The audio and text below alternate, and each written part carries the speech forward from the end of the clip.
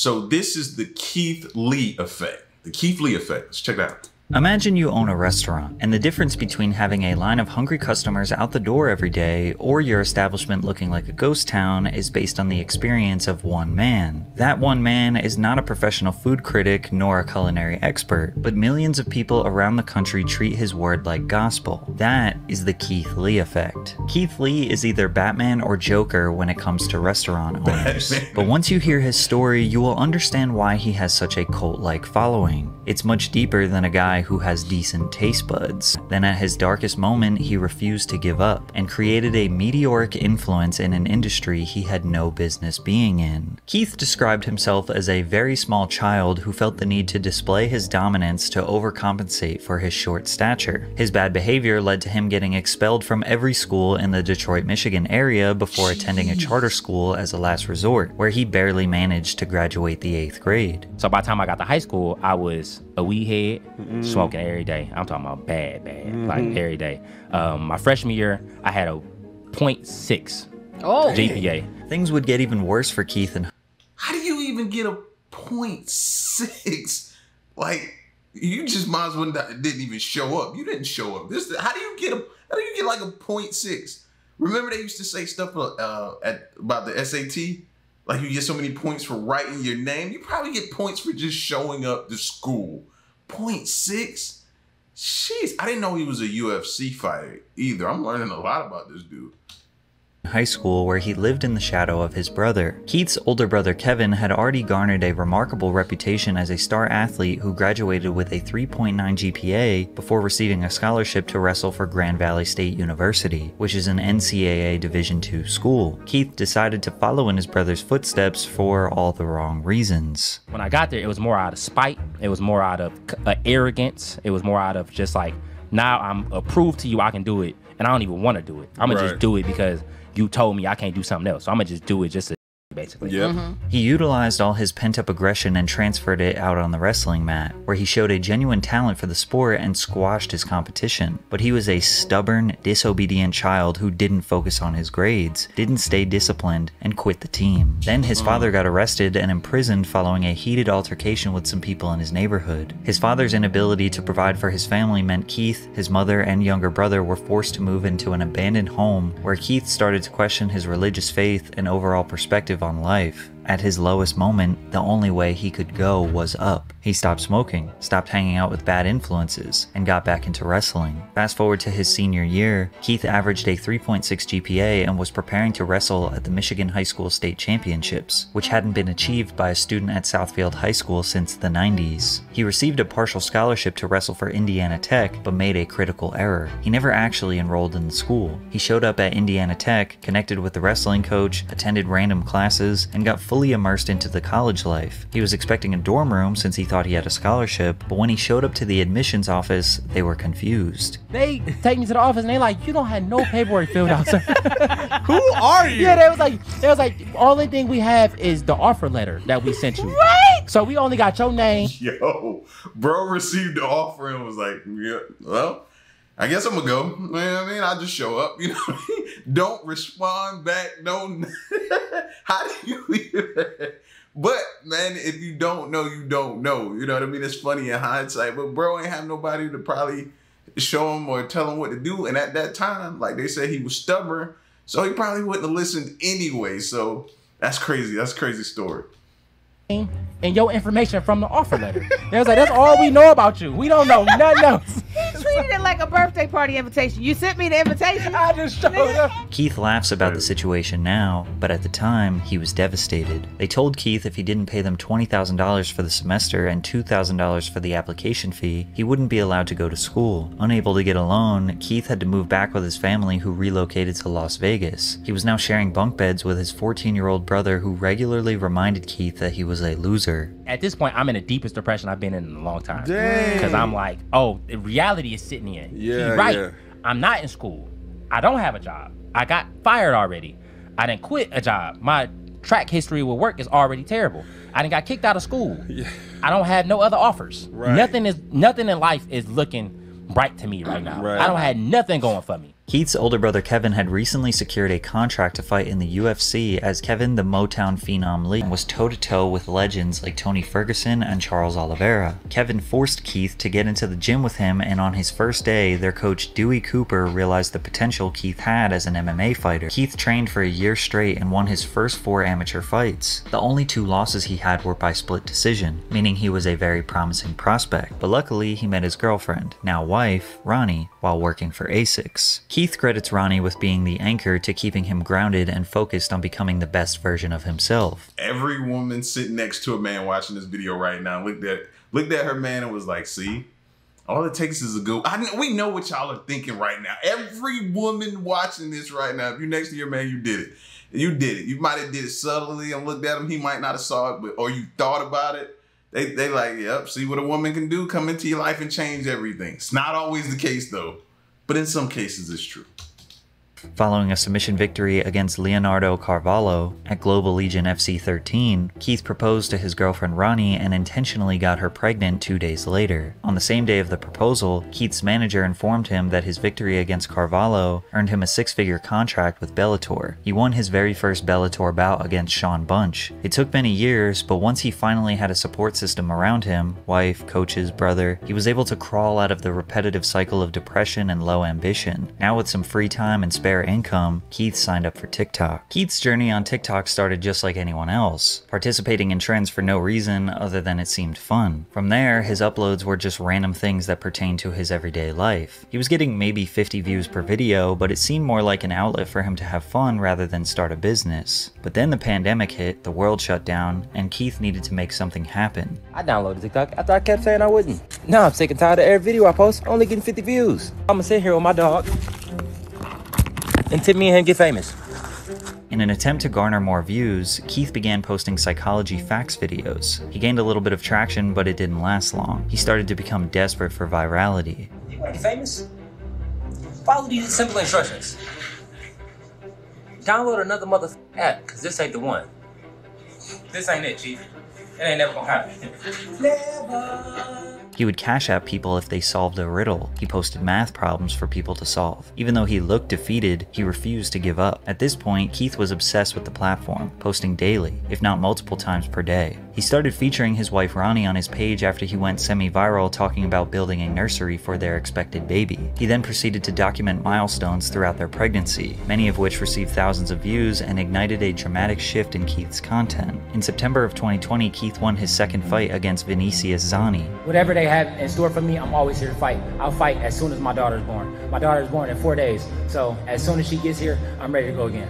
He didn't lie. Just 1 week later, he and Ronnie welcomed their first child, Carter. From there, Keith's whole TikTok was dedicated to documenting him being a parent. His loving and nurturing attitude towards his child attracted a large following of supporters. He provided them with wholesome moments, such as clipping his daughter's nails for the first time and celebrating her first Halloween. This was his family man era. Keith took a fight on short notice, just 2 months after his previous, to fight on the main card at Bellator 253. Unfortunately, he lost by decision to Rafion Stotts, but that didn't ruin his spirits. Keith the family man kept posting his terrible dancing videos and even started sprinkling in some cooking content. By mid-2021, he had accumulated 1 million followers and was averaging maybe 100,000 views per post. This was his foundation, the people that knew Keith was a humble, honest family man. Unfortunately, he would hit a new rock bottom when he lost his 6-figure Bellator contract. In August of 2021, he was set to face his toughest opponent yet, who was undefeated. Keith was beaten and bloody and then submitted in just the first round, then got up while unconscious and stumbled headfirst into the cage. The clips of his loss made the rounds on social media. He was embarrassed. He got a call from his manager saying he was cut from Bellator. Keith was back to rock bottom. His first TikTok back after his loss was him, poetically, ordering some food. I have these sunglasses on because my eye is black and my face is beat up. I'm fine though, for anybody. Well, I'm not fine, but I'll be fine. He had 1 million followers, but he was only making around $400 per month on TikTok. His fight career was looking grim, and TikTok didn't seem realistic. Then he got a call from the owner of Harold's Chicken just a couple days after his loss. They asked him to do a review of their establishment. At the time, he didn't know it, but Keith just discovered his next big venture. Alright, Harold's Chicken in Las Vegas. They didn't have no mac and cheese, but it's okay. If y'all ain't never been to Harold's before, please go to Harold's. This ain't even an ad. They ain't even sponsoring this video, bro. I love Harold's, fam. I don't even gotta see his review to tell you I love Harold's, bro. I don't know. We have one here in Atlanta. We got one in Marietta and one down in Atlanta somewhere. Fire food. Oh my God. Overall, I get a food of 9 out of 10. Without question. Following his review of Harold's Chicken, Keith made food reviews as a side quest on his page. However, his main focus was on family vlogs and cooking content. He was still largely referred to as the cooking guy, regularly being asked about his cooking content during interviews. In January of 2022, his wife became pregnant with their second child, and they desperately needed to find another source of income. He started doing more and more food reviews, but they weren't that organized, and he was very generous with his ratings. We are sitting outside of Firehouse Subs because today we are doing an official food review. This has the perfect amount of spice. Like my tongue is tingling a little bit. I got that feeling on my lips. You still taste all of the flavor. 10 out of 10. Keith says he leaned on his faith and prayed something good would come from this TikTok thing, and it did. In June of 2022, he signed a brand deal with Wingstop worth 6 figures, the same amount he had lost from the Bellator contract. He successfully was making a career on TikTok, but it was about to get a whole lot better. His food reviews slowly started to become his main content because his brutal honesty was very entertaining. Altogether, this food was $50, and the customer service was terrible. The lady at the front where I was picking up was really rude. Like extremely rude. I had to call back and get her name. I think she lied because she answered the phone like I didn't recognize her voice and said, "Hold on, let me go get the girl." You the girl. Then in October, the popular YouTube... Hey, man.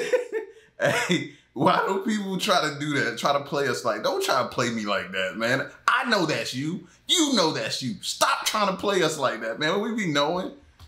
channel People vs. Food approached him to collaborate on their channel, and he accepted. This channel has over 12 million YouTube subscribers, and he knew the exposure would help his TikTok career immensely. By the way, double check if you're subscribed to my channel. I asked my wife what I should post on my page to make people not only come and watch, but actually follow, and we decided to post one full review every day. The first got like 11 million views. From there, Keith's entire content shifted to strictly food reviews. He has only been doing it full time for 1 year at this point, but he never could have predicted what was about to happen next. While most high-profile food critics only pay attention to high-end restaurants that are too expensive for most, Keith shifted that focus onto affordable, small, family-owned restaurants that were easily accessible to the public, or fast food/popular affordable food chains. He even went out of his way to give a chance to establishments that were struggling financially. However, Keith doesn't consider himself a food critic. His reviews feel and look like one of your friends giving you a casual breakdown. A typical review would be him ordering 3 or 4 different items on the menu, like a family of 4 would, then tasting every single item and rating it from 1 to 10. He often throws in other notes like their customer service or additional information that is relevant to the experience. I think that's what kind of helped out, man. When he, instead of going to the big brand, big high-end, the big establishments, restaurants and stuff like that, he went to your mom and pops. He went to the business owners, the people who were struggling right after 2020. A lot of the small business owned restaurants and different things were struggling. He went to those, is what I saw.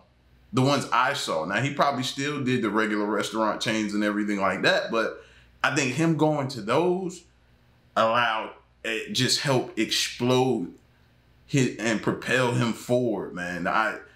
It's just unbelievable how he just became a household name at one point, and people like hung off his every word as far as whether or not they were gonna go check out this restaurant or not.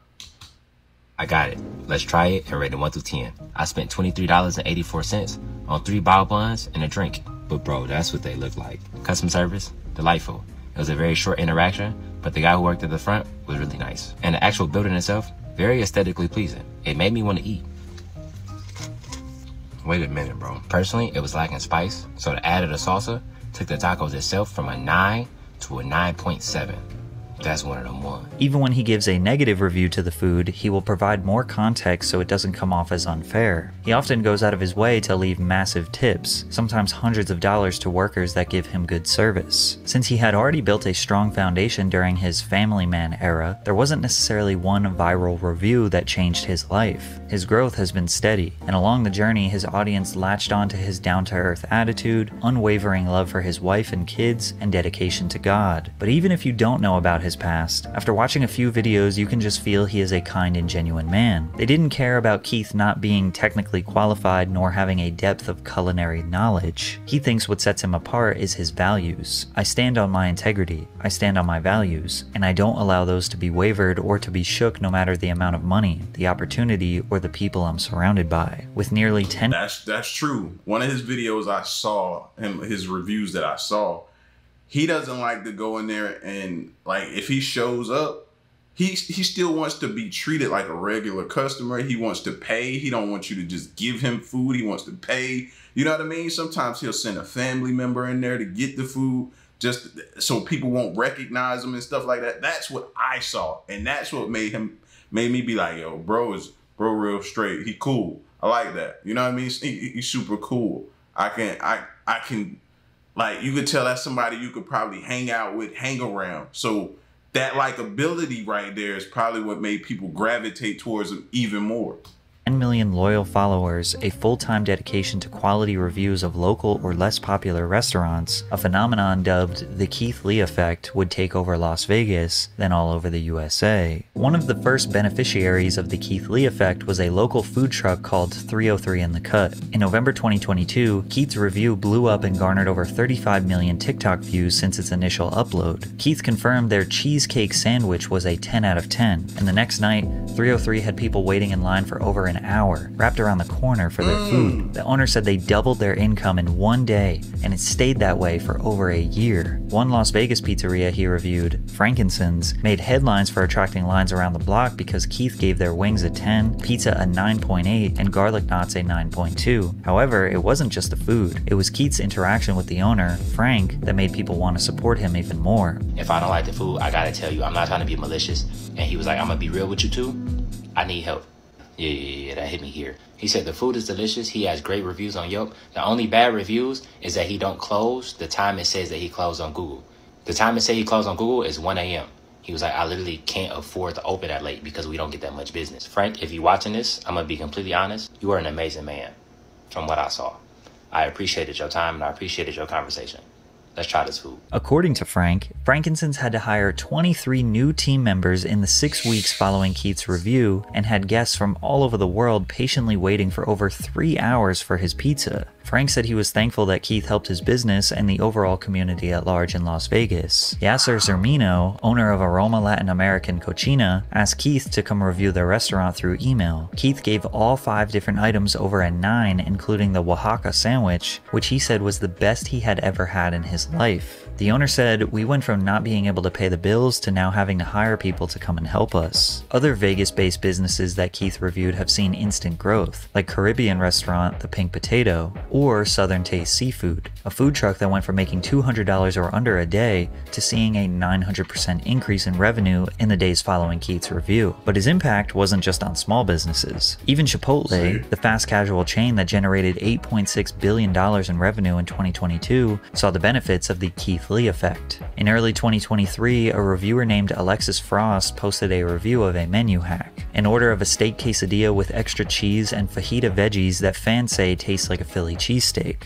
Keith reviewed it and gave it a 9.8. Then chaos ensued. Chipotle workers all over the country were overwhelmed with the tens of thousands of people coming in to order this hack. One employee said the worst shift of her life was servicing this trend. Another employee said a customer tried to swing on him, aka fight him, because he couldn't make the food. Managers started posting signs that say, protein and cheese on quesadilla only. Chipotle realized the only way to solve this problem was by adding the hack as an option on their menu, dubbed the Keithadilla. Keith quickly became well known all over Las Vegas. Once he partnered up with Mr. Beast to give $10,000 to a struggling business, he couldn't even go outside without being swarmed, so he dressed up in silly disguises to avoid being recognized. But his impact is not just in Vegas. Keith got to review a local Brooklyn bakery that he selected while being interviewed on Good Morning America, while also donating $10,000 to that business. He continued to do press runs, being interviewed on talk shows around America, and of course, reviewing food. So now that we know how much positive impact Keith can have on a business when he likes the food, what about when he doesn't like the food? Well, unfortunately, the entire city of Atlanta would find out about the negative side of the Keith Lee effect. In October 2023, Keith announced to his nearly 15 million TikTok followers that he and his family were traveling to Atlanta, Georgia, and needed some restaurant recommendations. He had previously made videos in Detroit, Chicago, New Orleans, New York, and Los Angeles, but Atlanta's food scene is entirely different, which prompted a lot of mixed reviews from Keith. The drama first began when Keith visited the Atlanta Breakfast Club, where he wanted to take the food to go, but they didn't have anywhere to sit and wait for the food. So instead, they decided to dine in, but the restaurant wouldn't allow them to sit down at a table and be served unless the entire party was there. This is where I think I was first introduced to him, bro. Like, people in Atlanta restaurants in Atlanta were scrambling. They didn't know what to do. Yo, and this is how he popped up on the scene for me, how I found out about him. I was late to the party, as always, but you know what I mean? This is how I found out.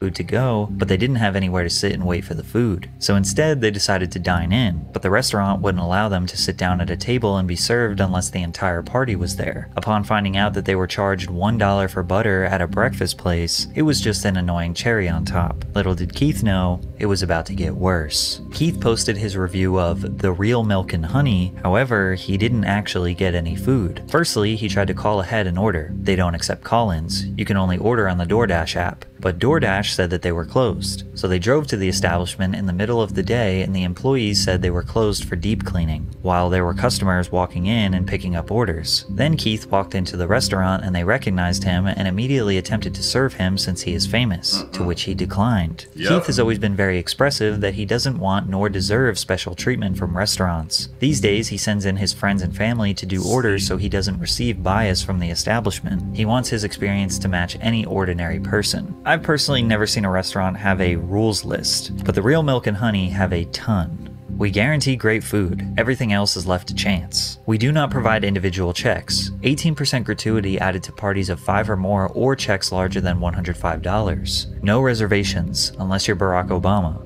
No parties larger than 4 on days that end in Y. Keith was clearly frustrated that a business would change the rules when it benefits them, but he didn't want people to attack the Real Milk and Honey because he had a bad experience. However, the internet, being the internet, started attacking. There was actually another restaurant called Milk and Honey whose owners were receiving death threats in the DMs because of people confusing them with the other restaurant. But if you had any sympathy for the Real Milk and Honey, it would be gone once you saw their response video they uploaded to TikTok.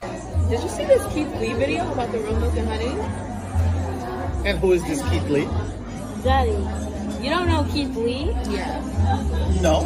The owner tried to look cool and pretend like he didn't know the entirety of social media is destroying his business. You know, sometimes no response is the best response. You know what I mean? Sometimes just don't do, you make it worse. But it only made people want to support their business less. To add insult to injury, Keith reviewed the bodega positively, which is directly next door to the Real Milk and Honey, which resulted in a line of customers skipping the Real Milk and Honey to wait in line for the bodega. But the shenanigans continued. Keith reviewed another ATL restaurant called Old Lady Gang, but again, did not get any food. He tried to call their number, no answer. Tried to order on DoorDash, said they were closed. He sent his family into the physical store to do takeout. They said they don't do to-go orders on the weekends, but the wait to dine in was 1.5 hours and they didn't take reservations. Instead of leaving, Keith decided to walk in where he was recognized and immediately they offered him a seat, skipping the entire 1.5 hour wait, to which Keith denied because he didn't want any celebrity treatment. This is exactly how it is for us regular ATL folks. Imagine them telling you your wait time is 1.5 hours, then someone else comes up and sits immediately. Keith left and visited Toast on. If you know anything about Atlanta's like brunch scene or anything like that, man, the wait times are all like hour and a half. It's ridiculous. One Sunday we tried to go out right? As a family, we had relatives in town, different things like that. And we tried, man, we drove around. And then after going around to like 3 or 4 restaurants and all of them having 1.5 to 2 hour waits, we started calling around. In Atlanta, couldn't find anywhere to go because everything is a brunch scene and they have DJs and people are in it. It's ridiculous, bro. Ridiculous. Like, I don't care to even go out anymore. On Linux, where he didn't plan on doing a review but arrived to a 2.5 hour wait time. When he politely left, the entire staff walked out and offered him a seat immediately, to which he denied again. There were videos that went viral of him in the parking lot seemingly arguing with the staff, but he was just letting them know that he didn't want to skip the line. But Keith's experiences are not just unique to him. Cardi B spoke on the subject on an IG Live. I feel like Atlanta restaurants, they don't like to make money. I feel like they don't like people, they don't like their customers, they just don't fucking like it. First thing first, right? You could barely order in Atlanta restaurants. Like you go like, hey, I would like to make an order. Oh yeah, we don't take orders. We don't take orders. It gets to the point that I literally have to I have to tell like people that order food from me, like, can you just name drop my name? Because first and first, they don't do no pickup orders. They don't do deliveries. They just don't do. And of course, we got some hilarious memes from this whole situation. You walk in. Let me show you how it's done. Hello, sir. How are you today? May I take your order? You talk like that. We talk like that, because Keith Lee is in town, bro. That boy Keith Lee in Atlanta now. Hey, y'all little bougie restaurants, y'all better get on your zone now. Hey, milk and honey. See, that was what I get for giving me attitude when I told y'all my partner was just down the street parking the car. Although most people were understanding of Keith's frustration with these ATL businesses, others, like ex-football player Chad Ochocinco, thought he was trying to tear down black-owned businesses. I don't like the critiquing of our restaurants and having people and talking bad about our businesses. Listen, I rock with Ocho. This one I disagree with him. He didn't tear down a restaurant. What's the difference than a Yelp review and people posting that? Why? Because he's famous? What's the difference? He didn't tear down a restaurant. He respectfully declined and moved on. It was them who felt some type of way about it and then responded with a negative video. He didn't tear them down at all. If anybody goes to a restaurant and they're some type of reviewer and they have a bad review or they have a bad experience, what is wrong with them talking about that bad experience? You would wish people would do that so you could choose whether or not to go to that restaurant. That way you don't have to have that same bad experience. Like, he didn't do anything wrong. Super, super respectful, declined, everything, man. How can you even say that? So Ocho's my guy, but this one I disagree with him on. Like, dude, you know how hard it is, and I get it, Ocho, for us to even get in the food industry. What are the qualifications of being a food critic?